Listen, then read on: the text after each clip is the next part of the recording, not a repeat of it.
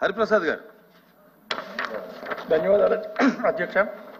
పిఠాపురం నియోజకవర్గంలోని 5 తీర గ్రామాలను సముద్రం క్రమంగా కలిపేసుకుంటుంది అధ్యక్ష. 1989 నుంచి ఏటా 1.23 మీటర్ల మేరకు సముద్రం ముందుకు వస్తుంది అధ్యక్ష. 13 కిలోమీటర్ల విస్తీర్ణంలో విస్తరించి ఉన్న నేమం, సుబ్బవరం, ఉప్పాడ, అమీనాబాద్, కొమరగిరి గ్రామాలు సముద్రంలో క్రమంగా కలిసిపోతున్నాయి అధ్యక్ష. దీని నివారణ కోసం జాతీయ తీర ప్రాంత అభివృద్ధి సంస్థ ఒక నివేదిక తయారు చేసి 232 కోట్ల రూపాయల వ్యయంతో టెట్రా వాల్ నిర్మాణాన్ని చేపట్టాలని సూచించింది అధ్యక్ష. ఈ మేరకు మన రాష్ట్ర విపత్తుల నిర్వహణ సంస్థ ఒక డిపిఆర్ రూపకల్పన చేసి కేంద్రానికి సమర్పించింది.